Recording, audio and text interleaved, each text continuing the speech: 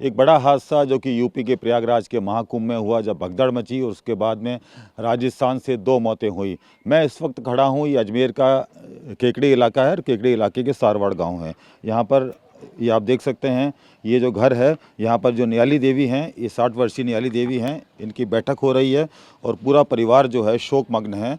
और आप देख सकते हैं कि किस तरीके से ये जो लोग हैं, ये वहाँ पर जो कुंभ में गए थे और इनका परिवार पूरा गया था, उसमें जो भगदड़ मची थी उनमें इनकी मौत हो गई थी। नियाली देवी के जो हस्बैंड हैं वो मेरे साथ हैं, रामनारायण जी। क्या हुआ था सर उस दिन जब आप जब साथ थे, पूरा परिवार साथ था, पूरा गांव के जो है कई लोग गए थे, उसके बाद में क्या हुआ था?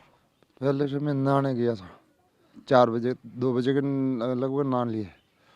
फिर वापस नहा के आया और रास्ता भटक गया। पहले तो रास्ता संभाल के भीड़ में पड़ गई। भीड़ में बढ़ने के बाद में भगदड़ मची, जोरदार मची, जो हमारे को संभलने का मौका नहीं मिला।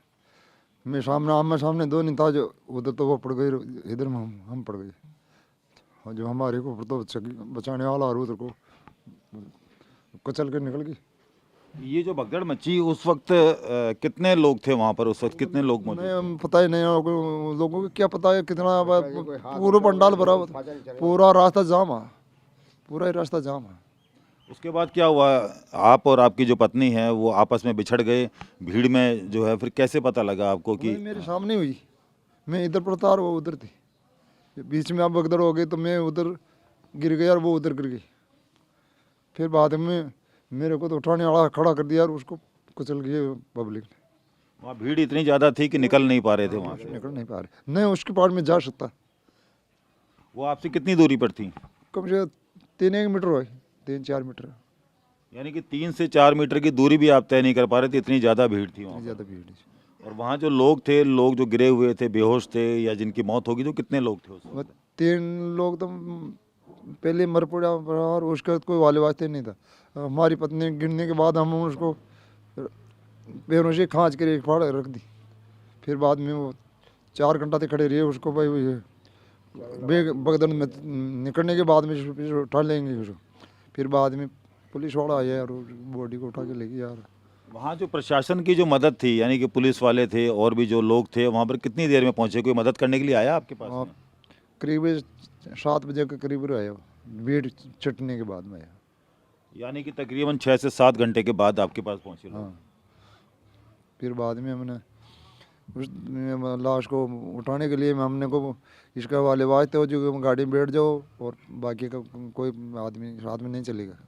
हमने कुछ वो चेकअप करवा ले गया तो वहाँ जाकर हम बैठ गए, गाड़ी में उतर गए और वो गाड़ी वाला तो वोट मार के लिए ले गया और हमको वहीं छोड़ गए। फिर बाद में भटकता हुआ मैं काफ़ी देर तक फिर प्रयास किया, जितनी ज़्यादा मिली।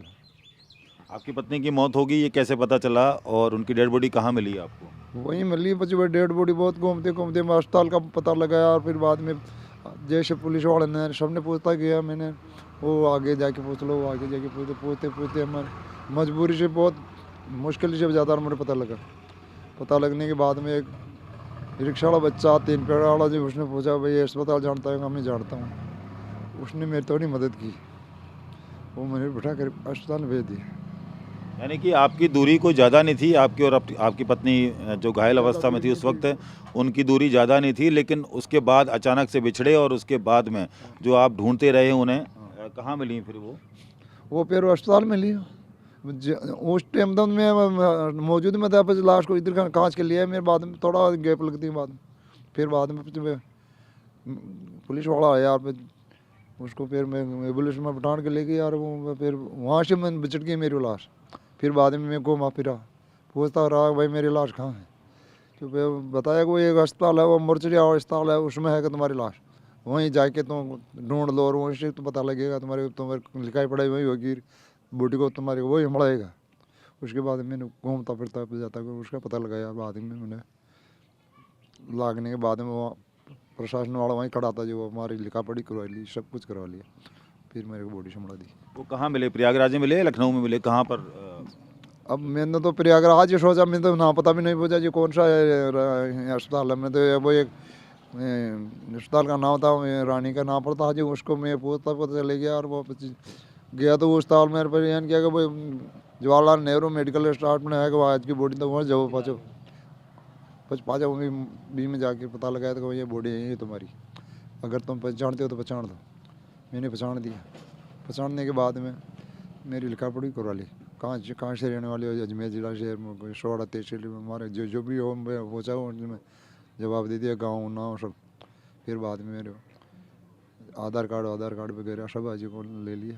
बाद में फिर मैंने को ये पुलिस वाला ने पूछा भाई कोई राजस्थान के लिए गाड़ी वाला हो तो इधर आओ। जो एक लड़का बोला कि मैं चल जाऊँगा राजस्थान। उसने मेरे को बिठा कर मतलब बॉडी को पटक के फिर मार को जो गाड़ी आई उसने कुछ पैसे लिए? मैं गाड़ी पर्सनल ले अब गवर्नमेंट वाले भेजी। ये जो पूरा घटनाक्रम हुआ जब भगदड़ मची उसके बाद में आपकी पत्नी की डेड बॉडी मिली, इस बीच में कोई भी मदद करने को लिए आपके सामने नहीं आया? वहाँ तो वो पब्लिक की जो वहाँ तो मैं कोई पब्लिक का पैर देने की जगह नहीं, कौन आए वहाँ? उस भगदड़ में मरने वाले कोई नहीं है। अपना जीव बचाने के लिए गया, वो तो अपना जीव बचा के गया। सब लोग जो आदमी मेरे साथ का आवाज़ वो भी भाग गए। फिर मैंने खुद ही मेरे पगंबरी जाके आपकी बॉडी को संभालो करी। किसी की मदद नहीं ली, मैं तो मेरे पैर में भी चलता रहा। और कोई पोस्टमार्टम हुआ, डेड बॉडी आपको सौंपी गई तो कोई उन्होंने? पहले ही हो गया मेरे बाद में, मैं गए बाद मतलब बॉडी को पैक करके मेल में ली। बॉडी को मैंने ढूंढा जिसटे में पोस्टमार्टम करके मेल दिया वहाँ बॉडी को। ये पोस्टमार्टम हुआ क्या उसके बाद में डेथ सर्टिफिकेट दिया गया आपको कोई उनको? कुछ नहीं दिया साहब। पहले मेरी लिखावट तो ले ली, मेरे को कुछ नहीं दिया। यानी कि आपसे सब कुछ लिखवा लिया लेकिन अभी तक कोई डेथ सर्टिफिकेट नहीं दिया। और जो कंपनसेशन यानी कि जो मांग की गई है सरकार की तरफ से कि जो मृतक हैं घायल हैं उन्हें इतना मुआवजा दिया जाएगा, उसके लिए कुछ मुआवजा का भी नहीं दिया। मेरे को एक लिफाफा दिया था, 15,000 रुपये ले जाओ, अगर तुम्हारी कोई समस्या पड़े तो इससे तुम्हारा रास्ता का मैंने कोई आ जाए, बीमार हो जाओ, बुखार आ जाए, बेहोश हो जाए तो कुछ इसको इलाज करवा लेना। बाकी सुरक्षा कर्मी खाना है मेरे साथ में, भाई इसको कोई परेशानी नहीं हो, इसके गाँव जाए जड़ तो सुरक्षित उसको पहुंचा के बाद में वापस आना। कोई भी घटनाक्रम हो जाए तुम्हारे जिम्मेवारी से जाएगा। ये मेरे 2 आदमी भेजे मेरे साथ। यानी कि आपकी जिम्मेदारी पर उन्होंने भेज दिया। और लिफाफा किसने दिया? वो लिफाफे में क्या था? लिफाफा 15,000 रुपये था। ये किसने दिया आपको? वो वहाँ भी बॉडी संभाल वाला नहीं दिया, मेरे को बॉडी संभाल दी। आपको पैसा मिल गया, पैसा वैसा नहीं मिला तो वो एक लिफाफा दे दिया कि इसमें जो पैसा में कॉल के गिना तो 15,000 रुपये निकले। यानी कि आपके गाँव तक पहुँचने के लिए 15,000 नगद दिए उन्होंने। और कोई साइन कराए उस पर आपके? हाँ साइन तो सब करवा लिए मेरे। आपको 15,000 रुपये दिए, इस पर कोई साइन कराए? इसकी कोई रसीद दी आपको? उस पर तो नहीं करा, केले लिफाफा दिया उस पर। तो बाद में वो साइन तो इसका जो कार्रवाई हुई तो वो करवा ली मेरी सबसे, और आधार कार्ड वगैरह सभी ले लिया मेरे से। और बाद में मेरे को नाश्ता भी दिया। चारों आदमी का नाश्ता बड़े पैक करके हमारे को, भाई आपको भोजन करने की आवश्यकता हो तो आप कर लेना कहीं भी रुक के। और बेन 7 बजे वाले ने किया कि भाई इसका पैसा कुछ नहीं होना चाहिए खर्च, आप जहाँ जाए तक आपकी सुरक्षा में नाश्ता पानी जो चाय पानी पिलाना तुम्हारी जिम्मेदारी है। इससे कुछ पैसा की जरूरत नहीं है आपको लेने की। आपको जो डेड बॉडी मिली कितने घंटे बाद मिली? जब ये घटना हुई अगले दिन कितने बजे मिली? वो मिली कम से कम मैं 10 बजे वक्त चलता रहा, फिर रात के 5 बजे तक बॉडी मिली, शाम के 5 बजे। यानी कि 15 से 16 घंटे इन्हें लगे। इनके बेटे भी मेरे साथ हैं, नियाली देवी जी के। सर क्या कहना है, क्या प्रशासन से कोई मदद मिली है? यूपी प्रशासन से आपको अभी तक कोई? नहीं, ये मदद में तो यह है कि जैसे कि मेरे पापा वहाँ जैसे कि डेड बॉडी जैसे कि मोतीलाल नेहरू जो चिकित्सालय है वहाँ से डेड बॉडी प्राप्त हुई। तो हालांकि जो प्रशासनिक नियम तो ठीक थे, लेकिन मैं प्रशासन से यही कहना चाहता हूँ कि जो अपने ग्रामीण अंचल से जो लोग वहाँ जाते हैं कुंभ में, तो ज़्यादातर पढ़े लिखे नहीं होते हैं। सनातन धर्म में विश्वास करने वाले जो ज़्यादातर लोग हैं अनपढ़ अशिक्षित गाँवों से जाते हैं। तो वहाँ जितना भी प्रशासन है, ज़रूरी नहीं है कि वो पूछताछ केंद्र तक पहुँचे। पूछताछ केंद्र तक पहुँचे या नहीं पहुँचे, जितना पुलिस प्रशासन जितना भी प्रशासन लगा हुआ है, अगर कोई आदमी जाके पूछता है कि मुझे इस तरह की मदद चाहिए, आर्थिक मदद की नहीं बोल रहा हूँ मैं, लेकिन किसी भी तरह की कोई जानकारी लेता है तो प्रत्येक प्रशासन वालों की ये जिम्मेदारी बनती है कि उसको किसी भी तरह की जैसे कि कोई जानकारी लेना चाहता है, कोई हॉस्पिटल जगह के बारे में जानकारी लेना चाहता है तो उनको ये जानकारी उनको दे। क्योंकि ज़्यादातर प्रशासन वाले यही कह रहे थे कि हमें पता नहीं है, हमें ये नहीं है। अब गांव के जो लोग अनपढ़ जो लोग वहाँ जा रहे हैं उनको क्या पता कि मोतीलाल नेहरू चिकित्सालय कहाँ है, कौन सी चौकी कहाँ है, उनको इस तरह की मदद नहीं मिली। मदद अब पूछताछ केंद्र बनाए गए, लेकिन पूछताछ केंद्र के बारे में जानते ही नहीं है। मेरे पापा पढ़े लिखे नहीं हैं, इनको पता ही नहीं है, बाहर का एरिया देखा ही नहीं इन्होंने। तो अब जो पुलिस वाला खड़ा है उनसे पूछ रहे हैं कि मुझे ये चौकी कहाँ मिलेगी या डेड बॉडी कहाँ मिलेगी, तो उस तरफ से उनको ज़्यादा मदद नहीं मिली। हालांकि जो योगी सरकार है उन्होंने व्यवस्थाएं बहुत अच्छी की थी, लेकिन भीड़ बहुत ज़्यादा थी। उनकी जो उनका आंकड़ा उससे भी कई ज़्यादा तादाद में वहाँ जनसंख्या पहुँच चुकी थी। तो मैं प्रशासन से यही कहना चाहूँगा कि जितनी उम्मीद है उसके अनुसार उनकी व्यवस्थाएं प्रॉपर होनी चाहिए। कि उम्मीद से ज़्यादा भीड़ आ रही है तो उनको बाहर ही कंट्रोल कर लिया, हालांकि बाद में कंट्रोल कर लिया गया, लेकिन भगदड़ मच चुकी थी, व्यवस्थाएं बिगड़ चुकी थी। उसके बाद जाके 7 बजे 8 बजे के समथिंग प्रशासन वहाँ पहुँचा, उसके बाद उन्होंने व्यवस्था आपने कहा अच्छी व्यवस्थाएं कराई गई, लेकिन आपके तो खुद परिवार में जो पिताजी बता रहे हैं आपके, वो तो बहुत परेशान हुए, कोई सुनने वाला नहीं था। वहाँ पर इतनी भगदड़ मची हुई थी, डेड बॉडियाँ जो है सड़क पर पड़ी हुई थी, उसके बावजूद भी कोई सुनने वाला नहीं था। और कितने घंटे बाद, यानी कि 16 से 17 घंटे बाद आपकी माता जी का पता चला। तो ये जो आप बता रहे हैं कि ये तो व्यवस्थाएं किसी तरीके से जो है बिल्कुल सही नहीं कही जा सकती, क्योंकि जिस तरीके से वहाँ पर लोग परेशान हुए, लोग पीने के पानी को तरसे, लोग खाने को तरसे, उसको लेकर तो कहीं जो है पूरी तरीके से ये दिखाया कुछ और जा रहा है, लेकिन सच्चाई तो कुछ और है जो आपके पिताजी बता रहे हैं। सच्चाई तो है, लेकिन अब उम्मीद से ज़्यादा भीड़ चली गई, तो अब उसमें प्रशासन की तो मैं कहूँगा कि गलती है कि आवश्यकता से देखकर भीड़ वहाँ जा रही है। जैसे कि हमने आंकड़ा लगा लिया 5 करोड़ का और वहाँ पब्लिक चली गई 6-7 करोड़, तो व्यवस्था तो बिगड़नी है। बस ये है, उनसे यही कहना चाहूँगा मैं कि वहाँ जितनी उम्मीद के अनुसार जितनी भीड़ जा रही है उससे ज़्यादा अगर जाती है तो उनको बाहर ही कंट्रोल कर लिया जाए। या एक सबसे बड़ी वहाँ समस्या जो लगी है कि वहाँ वन वे ही था, मतलब आना जाने का एक ही रास्ता था जिसपे पब्लिक आ भी रही थी और वहीं से जा रही थी। तो अगर रास्ता एग्जिट और एंट्री अलग अलग होता तो इस तरह की भगदड़ वहाँ नहीं मचती, लेकिन वहाँ उसी रास्ते से पब्लिक आ रही थी, उसी रास्ते से पब्लिक निकल रही थी, तो आने जाने वाले भिड़ने की वजह से वो वहाँ व्यवस्था बिगड़ गई। बाकी ये व्यवस्था होती तो शायद ये हादसा नहीं होता इतना बड़ा। मेरा सवाल बाबूजी आपसे है, ये सरकार ने आंकड़े जो दिए हैं वो 30 का बताया आंकड़ा, 30 लोगों की मौत हुई। आप तो खुद मौजूद थे वहाँ पर, क्या लगता है आपको कि क्या 30 लोगों की मौत हुई है, ज़्यादा मौत हुई है? देखो आंकड़ा तो मैं कहीं भी बता सके, हमारी बॉडी पे तो 58 का 48 का आंकड़ा है। हमारी बॉडी पर 48 नंबर दी, हमारी को 48 नंबर की बॉडी हमारी मिली। अब आगे कितनी है पता है, पीछे कितनी है आप पता नहीं। यानी कि आप बता रहे हैं कितने नंबर पे दी गई आपकी जो बॉडी? 48 पर 4-8 पर, यानी कि 48वें नंबर की आपकी बॉडी दी गई।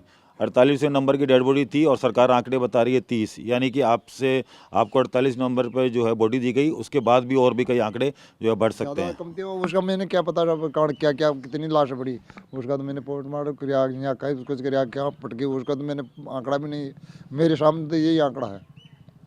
वहाँ मैं एक बार फिर से जानना चाहूँगा कि वहाँ जो आपने देखा वो थोड़ा बताइए कि किस तरीके के हालात थे जब आप वहाँ मौजूद थे? कौन सी जगह? जब ये भगदड़ मची उस वक्त कैसे हालात थे, क्या हालात था? बहुत गजब हालात है साहब, में देखने को पता लगे, कहने से कोई पता नहीं लगा, इतना ज़बरदस्ती है। मैंने को खड़े को इधर उधर नाड़ने का मौका नहीं मिला, मैं उबा तो खड़ा का खड़ा ही रहा, बाकी इधर इधर घूम नहीं सकती। उस भगदड़ के अंदर मेरे को धक्का मुक्की लगा ना, गिर गई सब। गिरने के बाद ऊपर और कुचल के निकल गए आदमी।